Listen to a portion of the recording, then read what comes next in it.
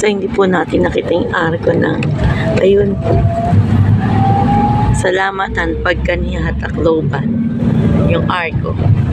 So, gawa na po natin yung Tacloban. Pinapagtas na po natin yung daan papunta sa San Juanico Bridge from the side of Tacloban. So, ayan, you are leaving Tacloban. Ayan, yun yung arko. So, malungkot na masaya. Malungkot na iiwanan ko na naman ng Tacloban City.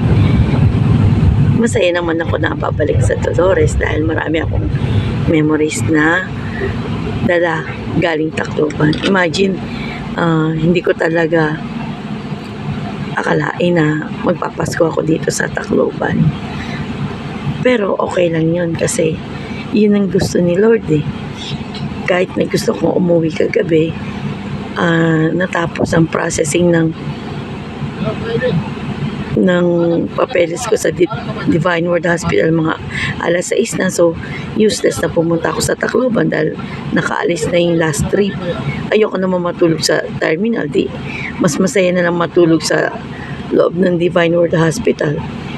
Pagkatapos kung magsimba ng 8 p.m. sa Divine Word Chapel, niyaya kami ng mga Benedictine sisters na sa konting salo-salo sa 4th floor social hall nila.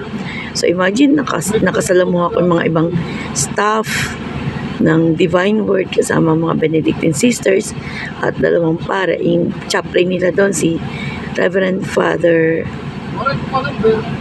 Pat de los Reyes, at saka may isa pang dumating. Tapos picture ako doon, makikita niyo mamaya sa reels ko. Tapos baba na ako sa lobby. Naantok na ako dahil ininom ko na yung gamot ko na amlodipine at saka yung vitamin E. Iniinom lang yun pag malapit ka na talaga matulog. So pag inom ko, alas 8 pa lang tulog na ako hanggang alas 3 ng madaling araw. Parang may gumising sa akin. So I had a good night's rest. Nakatapat sa akin yung ventilador. Doon lang ako sa lobby. Tapos nakakumot ako ng malong ko na kulay violet. Nakapantalon ako. Saka pambahay. Tapos gising ako. Hilamo sa CR. Palit ng damit. Tapos punta naman ako sa Santo Niño. Mga alas 4 ng madaling araw. Kasi alas 4:30 kasi alas 5 yung first mass nila dun eh. So, makikita niyo din sa reels ko na nandun talaga ako nagsimba ng 5 a.m. for today, December 25, Christmas Day. At hindi ko sukot akalain na ganun pala sa Santo Niño. Basilica of Santo Niño, na pagkatapos ng mass, nandun si Jesus sa lamesa at babatiin ka na naka-baby Jesus talaga. So nakahalik pa ako kay baby Jesus. Tapos pagbalik ko naman sa Divine Word, nandun na din si baby Jesus sa sabsaban kasi dati wala pa eh. Empty yun. Tapos ngayon, andun na si Jesus. Kahapon, habang nagsisimba kami sa chapel, wala pa si Jesus, nasa Belen. Andun yung Belen. Pagkatapos ng mass namin, inilagay ng madre yung baby Jesus sa sabsaban. Ewan ko kung ako ng picture. Basta makikita niyo na lang sa reels ko mamaya. So nakastop po muna kami kasi one way yung daan dito sa San Juanico Bridge. Pinapalampas muna yung mga papunta ng Tacloban. After that, kami naman ang aakyat doon. So, we have time to make kwento. Pero, huwag niyo na akong tingnan kasi hindi ako nakaayos.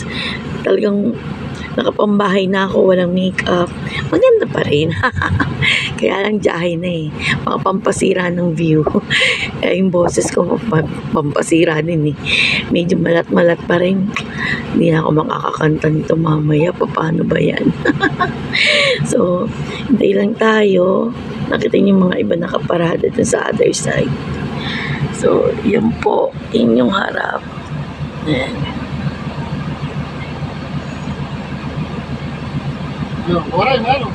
Mahintay lang yung go signal para kami tumawid. So, hindi ko napuputulin kasi sayang naman. Watch my YouTube channel Nancy Calapano po, para po sa mas mahabang mga videos. Yung mga short, nalalagay ko naman agad sa Facebook Reels. Pero yung mga mahaba-haba, katulad nung kinunan ko talaga yung buong gospel at homily ni Reverend Father kanina para walang putol yung mga hindi nakakapagsimba ng mga iba kasi ang waray ng Tacloban sa waray ng Eastern Samar Pero at least naintindihan ko kasi minsan naman nag-i-English si Father. So, nakaka-catch up naman ako. Ganun talaga. Mahirap maging Tagalog sa isang bayan na mga waray. Pero mababait naman po sila. Meron pa nga ako nakasalubong kanina 3 binata. May daladalang palanggana. Malayo pa ako nagme-Merry Christmas na sila. Tapos pagtapat sa akin, bumati talaga isang Merry Christmas po. Tapos isa-isa sila nagmaano. Wala akong mabigay talaga, wala talaga akong kapera-pera, kukuha pa lang ako ng Gcash at wala akong baong mga candy. Ang bait-bait ng 3 bata niya, parang pakiramdam po, nakasalubong ko si Melchor Gaspar at Baltasar na pumata at ako tong matanda, baliktad. So ganun po, napakaganda na experience ko this morning coming from Santo Niño, Basilica. Kasi nga, naghahanap ako ng open na Gcash kaya nilakad ko na lang from the church going back to Divine Word. Nandun, eto na po tayo. Eto na po. Yan. Other side lang tayo kasi malayo ako sa kabilang dito tayo sa kabilang side lang. Sa side ng driver. Yan. Kita nyo naman po talaga. Breathtaking view any time of day. Ito yung kabila. Ayun. Kita pa rin naman kahit konti. Pero concentrate tayo dito sa kabila, ha? Yun. Yung bundok, hindi ko alam kung ano yun Tagal ko nang iniisip ko ano ba yung bundok na yun na nasa likod. Marami po talagang mga bundok at bridges dito sa buong Samar. Binibilang ko nga Samar, from Dolores to Borongan lang. Hindi ko na mabilang ang dami ng mga bridges. It's small and long. Kasi puro mga isla-isla talaga, tambak na isla na pinagdugtong-dugtong na ng maliliit. Ay, nakikita niyo sa baba. Yun yung ayun yung iikutan. Sexy kasi itong na to bridge Paikot siya yan Feeling sexy talaga. Imagine. Sexy ako sa kanya. Ngayon nakakakita ng bridge. Super sexy. Parang yung letter S. So, ayan po. Ayan. Bababa na tayo doon. Ayan. Japan is so amazing. Sila pa ang gumawa nito.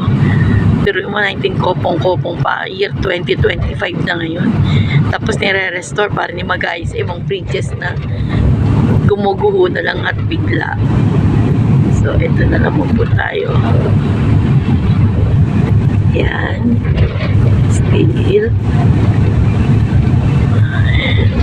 Ito naman yung kabila. May bundok din dun ayun.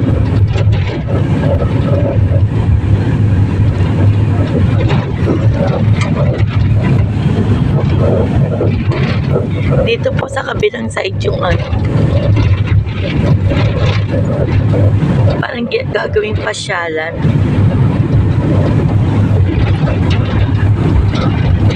Ayan. Kita nyo mo.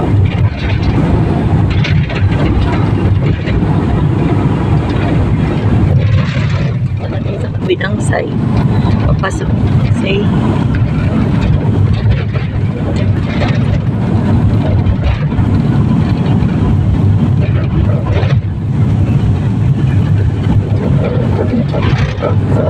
Ayan.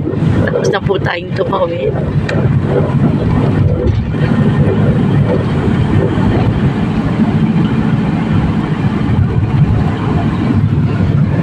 Ayun. Bye-bye sa other side. Ito na po tayo. So, goodbye Tacloban for now. See you around first week of January. I have to go back again for my check-up with my doctor kasi yung biopsy result kukunin pa lang. So, yun. Welcome to Samar. Nakita nyo? So, yun na. Punta na tayong Samar. So, bye for now. See you later. Kasi, tobat na po. Upload na lang later. Okay? Bye!